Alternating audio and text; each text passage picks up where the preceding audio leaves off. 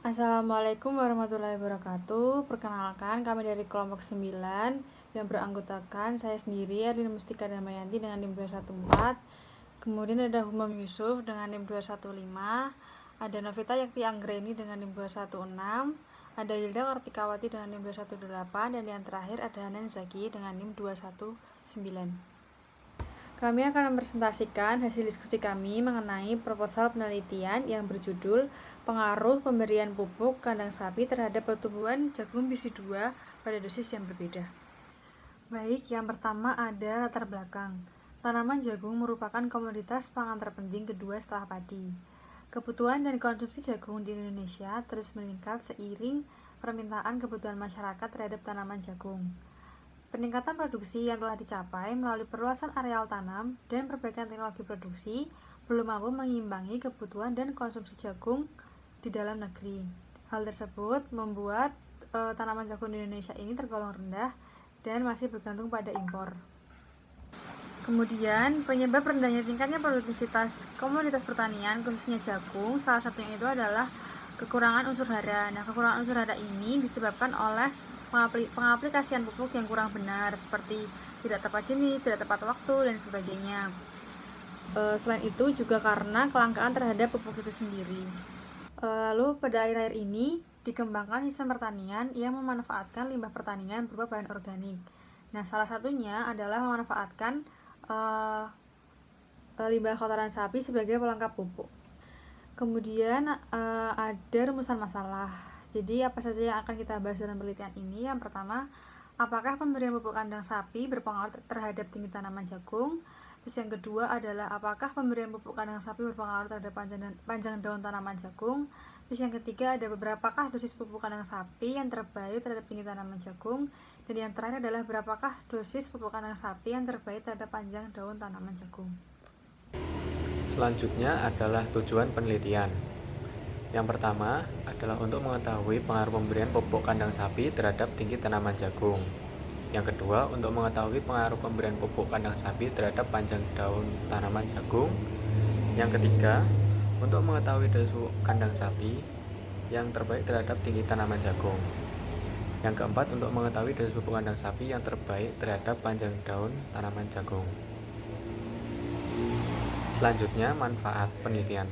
Dan ini dilakukan agar kedepannya kita baik itu sebagai mahasiswa dan kaum terpelajar maupun masyarakat luas untuk mengetahui dosis kandang sapi yang tepat terhadap pertumbuhan jagung biji 2. Hipotesisnya, adanya pengaruh pupuk kandang sapi terhadap pertumbuhan tanaman jagung biji 2. Selanjutnya, tinjauan pustaka. Yang pertama dari tanaman jagung itu sendiri, jagung merupakan salah satu tanaman sumber karbohidrat pangan dunia yang terpenting selain gandum dan padi. Selain sebagai sumber karbohidrat, jagung memiliki banyak manfaat, antara lain jagung juga ditanam sebagai pakan ternak, diambil minyaknya, dibuat tepung, dibuat bahan baku industri dari tepung, bulir, dan tepung tongkolnya. Produksi jagung secara nasional selama 5 tahun terakhir rata-rata mencapai 9.740.600 ton dengan tahan 3.750.000 hektar dengan kenaikan 5,1%. Indonesia sebagai mengimpor jagung rata-rata 1-2 juta ton per tahun. Oleh karena itu, peningkatan produksi jagung merupakan salah satu program penting pemerintah dalam rangka swasembada pangan. Kemudian lanjut ke taksonomi jagung. Tanaman jagung atau YMSL adalah salah satu jenis tanaman biji-bijian dari keluarga rumput-rumputan atau Graminaceae. Menurut Citra Supomo tahun 2005, tanaman jagung dalam tata nama atau sistematika atau taksonomi tumbuh-tumbuhan, jagung diklasifikasi sebagai berikut. Kingdom Plantae, divisi Spermatophyta, kelas Monocotyledon, ordo Graminae, famili Graminaceae, genus Zea, spesies YMSL. Kemudian untuk morfologi tanaman jagung terbagi menjadi beberapa bagian utama, yaitu akar, batang, daun, bunga, dan buah. Untuk akar, terdapat 3 macam akar serabut, yaitu akar seminal, akar adventif, dan akar kait atau penyangga. Untuk batangnya tidak bercabang, berbentuk silindris, dan terdiri atas sejumlah ruas dan buku ruas. Daunnya merupakan daun sempurna, berbentuk memanjang, merupakan bangun pita atau ligulatus, ujung daun runcing atau acutus, tepi daun rata atau integer, antara pelepah dan helai daun terdapat ligula, tulang daun sejajar, permukaan daun ada yang licin dan ada yang berambut. Untuk bunganya terdapat bunga jantan dan bunga betina, terpisah dalam satu tanaman atau monoecious. Bunga jantan tumbuh di bagian pucuk tanaman berupa karangan bunga atau inflorescens. Tongkol sebagai bunga betina tumbuh dari buku di antara batang dan pelepah daun. Untuk buahnya, tongkol jagung diselimuti oleh daun kelobot. Tongkol jagung yang terletak pada bagian atas umumnya lebih dahulu terbentuk dan lebih besar dibanding yang terletak pada bagian bawah. Kemudian untuk syarat tumbuh tanaman jagung. Tanaman jagung dapat dibudidayakan di dataran rendah maupun dataran tinggi, pada lahan sawah atau tegalan. Suhu optimalnya antara 21 sampai 34 derajat Celcius. pH tanah antara 5,6 sampai 7,5 dengan ketinggian antara 1000 sampai 1800 meter di atas permukaan laut. Ketinggian optimumnya antara 50 sampai 600 meter di atas permukaan laut. Tanaman jagung membutuhkan air sekitar 100 sampai 140 mm per bulan dan dapat tumbuh pada tanah yang subur. Selanjutnya ada pupuk kandang sapi. Hara di dalam pupuk kandang ini tidak mudah tersedia bagi tanaman. Ketersediaan hara sangat dipengaruhi oleh tingkat dekomposisi atau mineralisasi dari bahan-bahan tersebut.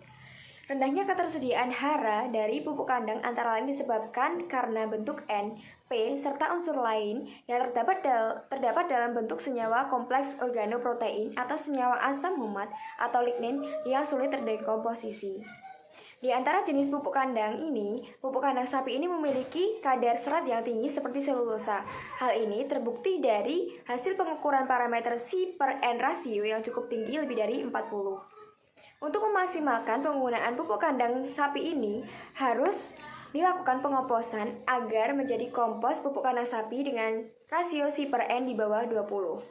Penggunaan bahan organik berupa pupuk kandang ini sudah dilakukan petani sejak lama, tetapi penggunaannya dalam jumlah besar menimbulkan kesulitan dalam sumber penyediaan, pengangkutan, maupun aplikasinya. Next, metode penelitian. Yang pertama ada lokasi. Lokasi yang dipakai yaitu lahan percobaan milik Fakultas Pertanian UPN Veteran Yogyakarta yang bertempat di Waidomartani, Sleman, Daerah Istimewa Yogyakarta. Waktu penelitian ini dimulai dari bulan Januari 2021 sampai akhir Maret 2021. Bahan dan alat yang digunakan dalam penelitian ini ada jagung bisi 2, pupuk kandang, ember, parang, cangkul, meteran, sprayer, timbangan, kamera, label, papan perlakuan, dan juga tugal. Next. Rancangan yang digunakan dalam penelitian ini yaitu rancangan acak kelompok dengan perlakuan A0 sebagai kontrol, A1 dengan pemberian 5 kg pupuk kandang, A2 pemberian 10 kg pupuk kandang, dan A3 pemberian 15 kg pupuk kandang. Masing-masing perlakuan diulang sebanyak 3 kali sehingga didapatkan 12 unit pengamatan. Nah, variabel yang diamati dalam penelitian ini yaitu tinggi tanaman dan juga panjang daun dari jagung bisi 2. Selanjutnya yaitu cara metode yang kami lakukan untuk membuktikan variabel yang kami amati. Kami mengamati tinggi tanaman dengan melakukan atau mengukur tanaman dimulai dari ajir yang kami sudah tandai sampai ujung tanaman. Pengamatan ini, lalu kami melakukan pengamatan dilakukan 1 minggu setelah tanam sampai 8 minggu setelah tanam. Yang kedua adalah panjang daun. Untuk mengukur panjang daun, kami melakukan pengukuran dari ketiak daun dilakukan pada daun yang sempurna sampai ujung tanaman. Dan kami amati dan melakukan pengamatan 2 minggu setelah tanam sampai 8 minggu setelah tanam. Yang selanjutnya adalah pelaksanaan penelitian. Dalam penelitian ini kami melakukan 4 tahapan. Yang pertama itu pengolahan lahan. Dalam pengolahan lahan, kami melakukan membersihkan lahan dari gulma dengan cara mencangkul dan menggeburkan tanah. Yang kedua, pembentukan media tanam. Kami membentuk bedengan kami membuat bedengan ukuran 150-50 cm dengan jarak bedeng ulangan 40 cm dan jarak bedeng perlakuan 30 cm. Yang ketiga, pemberian pupuk kandang sapi dan penanaman jagung. Sebelum pemberian pupuk kandang pupuk kandang sapi, kami terlebih dahulu menimbang pupuk kandang sapi, kemudian baru dicampur pada lahan. Selanjutnya melakukan penanaman dengan membuat papan perlakuan, melakukan penanaman jagung dan menugal bedengan dan memasukkan benih jagung ke dalam tugalan. Dan yang terakhir kami melakukan pengamatan dan pemeliharaan.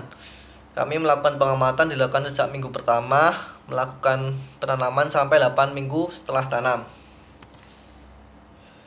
Dan ini adalah daftar pustaka. Mungkin ada pertanyaan dari teman-teman, silahkan di kolom komentar ya. Terima kasih.